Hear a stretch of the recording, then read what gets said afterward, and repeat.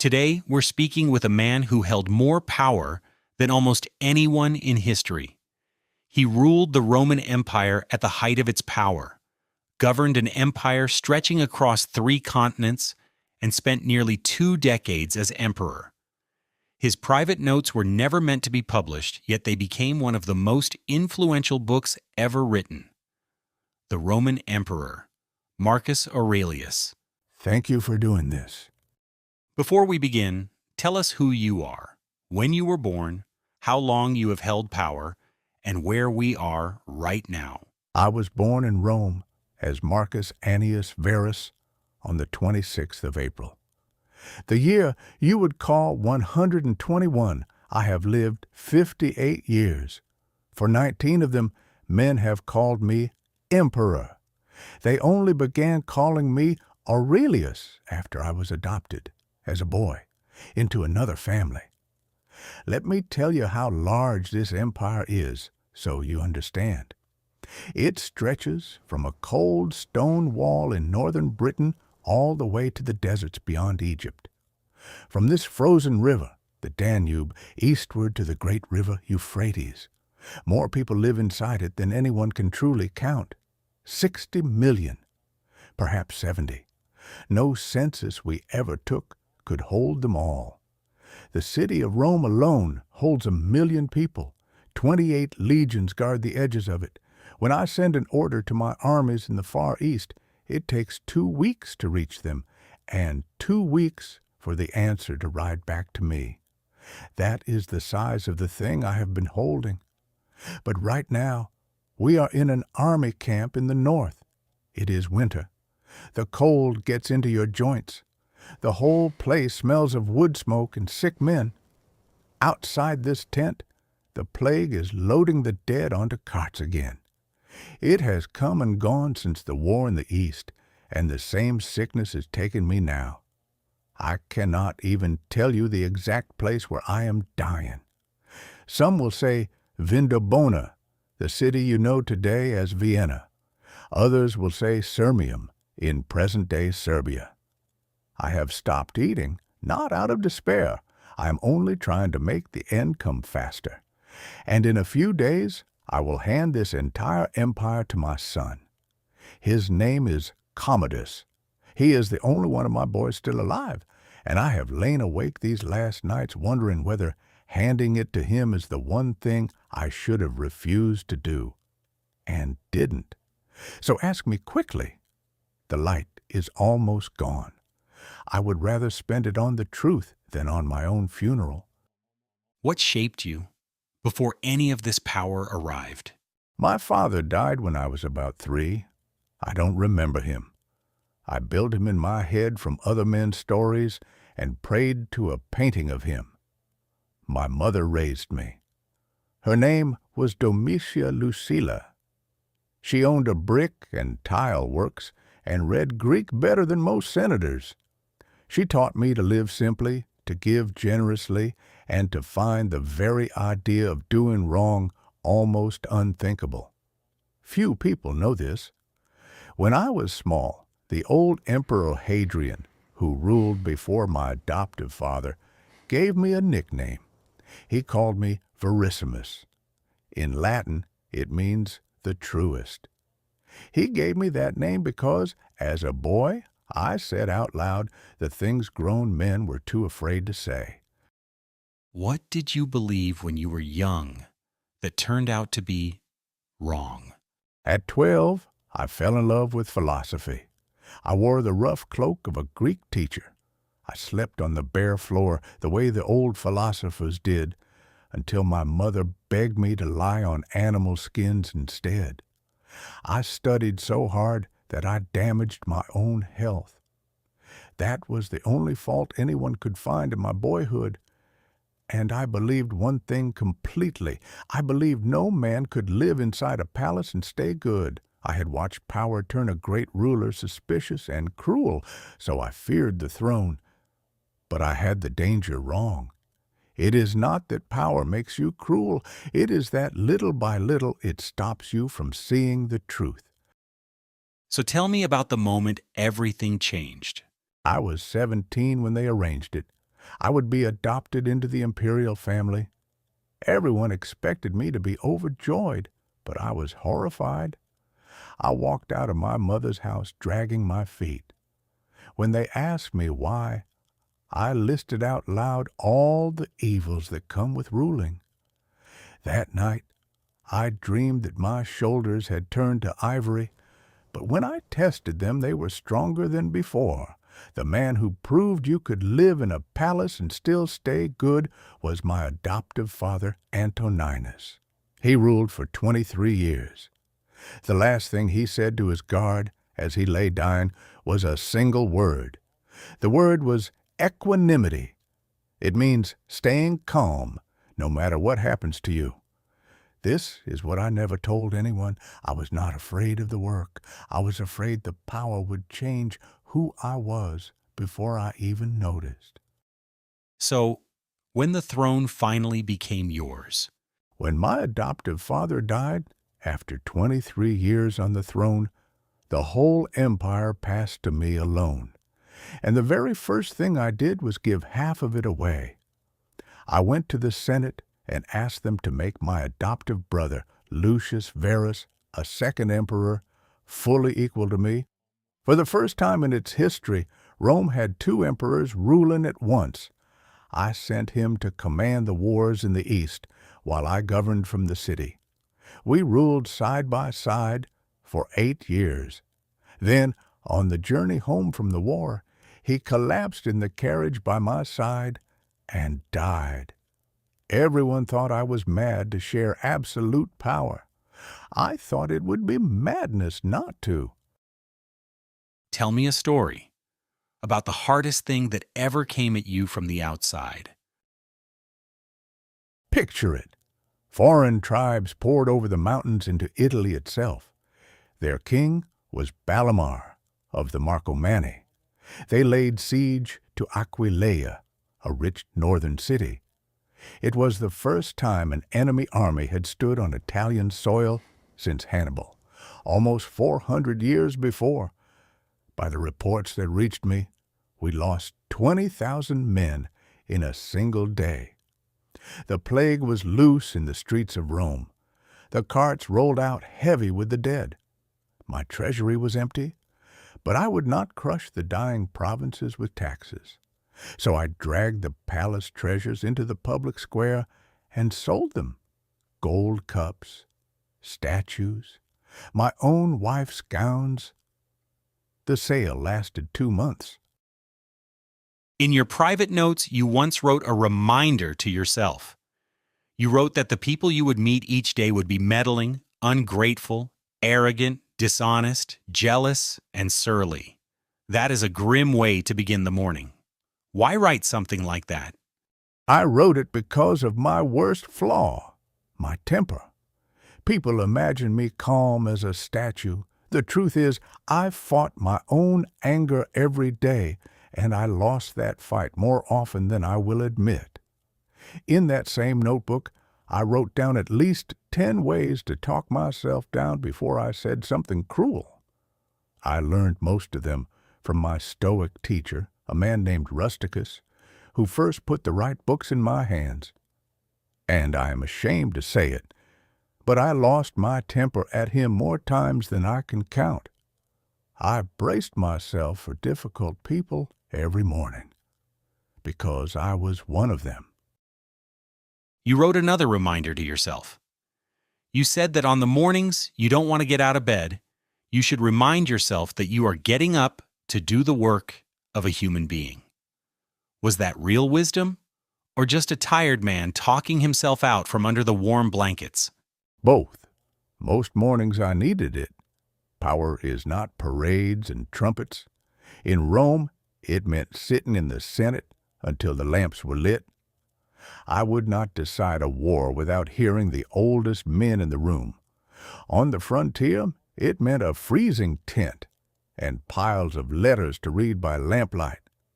It meant coughing blood into a cloth and treating my own dizziness with cures that had come to me in dreams. Years before, at a country harvest, I worked all day and ate a dry crust of bread in a shed, while everyone around me feasted on beans, onions, and salted fish. That is the part no one carves into a statue. What broke you in your private life? Burying my own children. My wife, Faustina, gave birth 14 times. We buried about half of them while we were still alive ourselves. Some of my daughters lived, but my sons died, one after another, until only a single boy was left. One of them, just 7 years old, died under the surgeon's knife from a growth behind his ear. I let myself grieve for 5 days.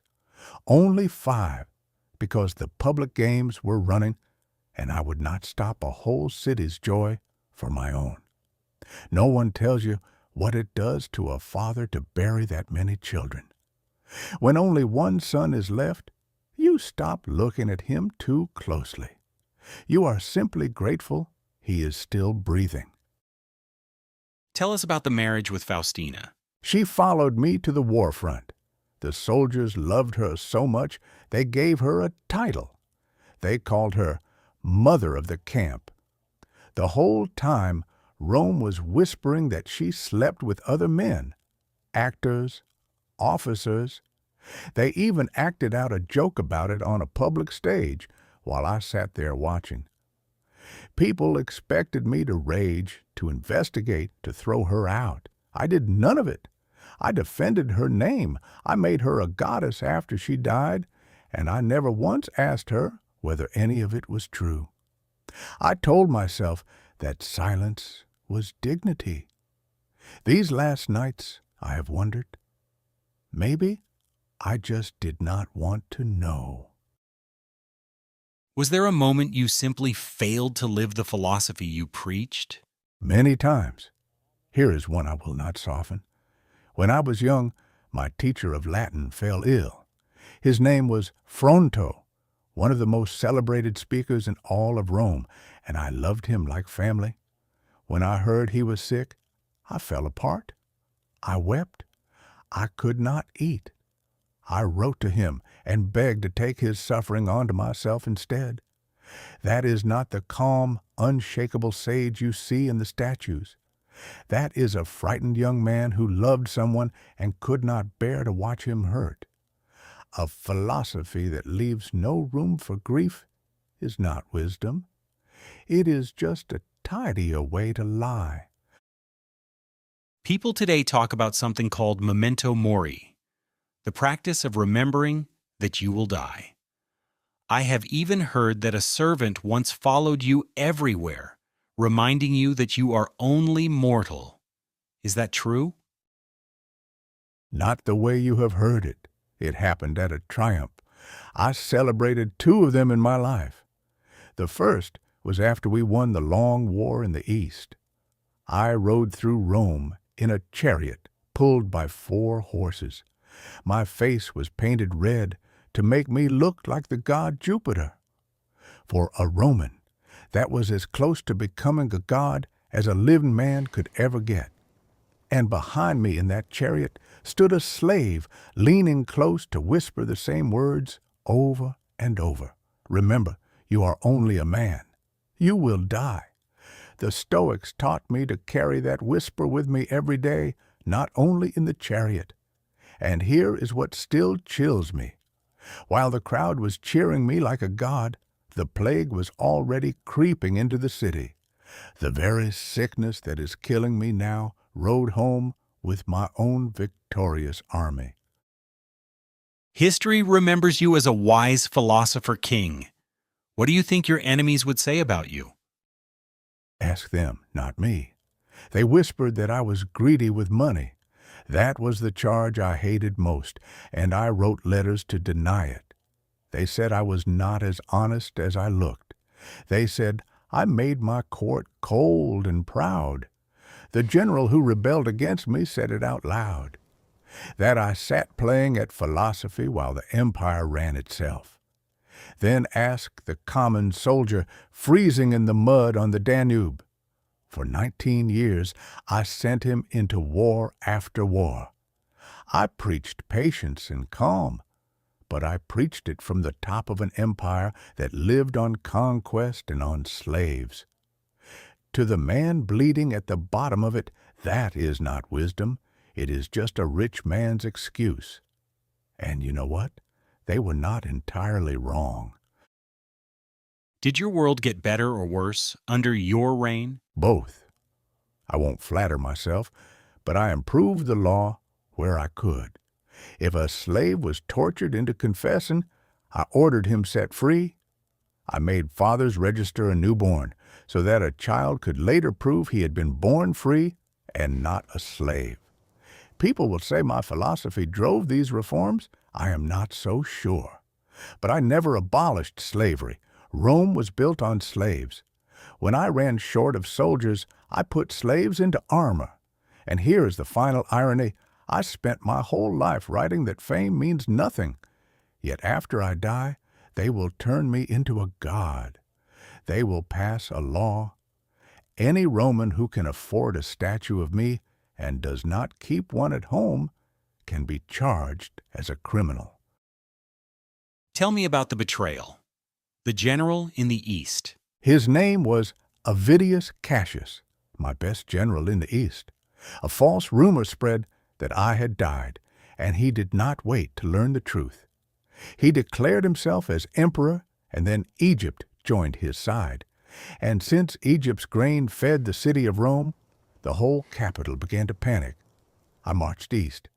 On that road, my own wife fell sick and died. Before I even reached him, one of his own officers killed him and sent me his head. I refused to look at it. I had it buried. I stopped the Senate from taking any revenge, and I swore that no senator would be executed on my orders. The deepest wound was a quiet one. The people standing closest to you are the ones who can destroy you. Let's talk about your son. You said you may have made a mistake. What did you actually see in him? Small things that I explained away. The best teachers in the world bored him. He came alive only for amusement and for the men who flattered him. Even now, as I lie here dying, I asked him to stay at the front a few more days. His first instinct was to run, to flee the plague and go home to Rome.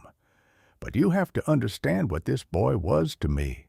He was born a twin, and his brother died as a small child.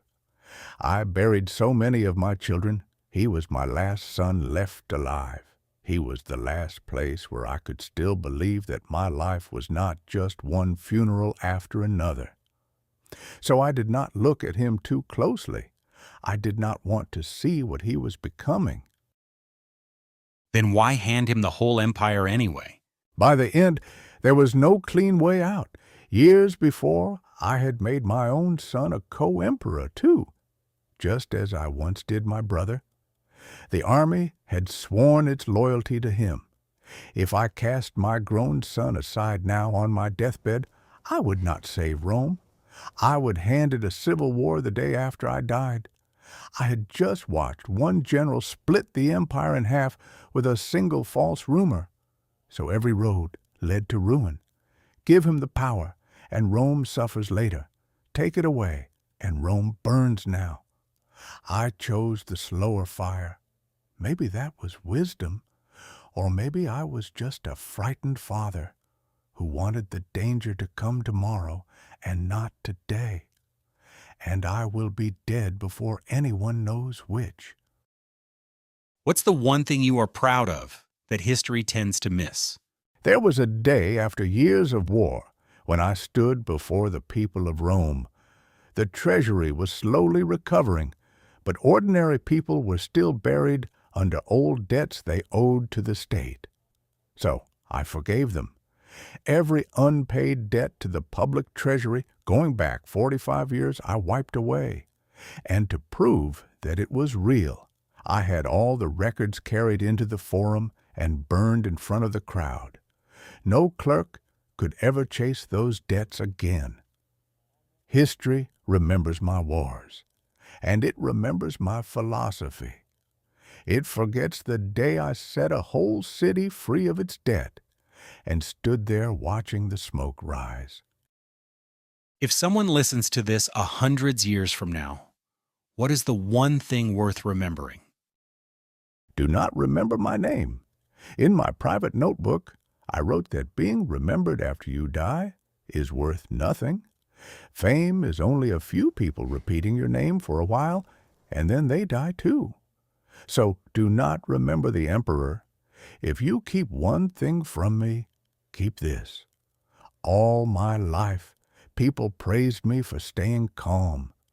Calm through the plague, calm through the wars, calm at the graves of my own children, and I have begun to fear that the very same calm is what let me sit still in front of the one thing I should have fought.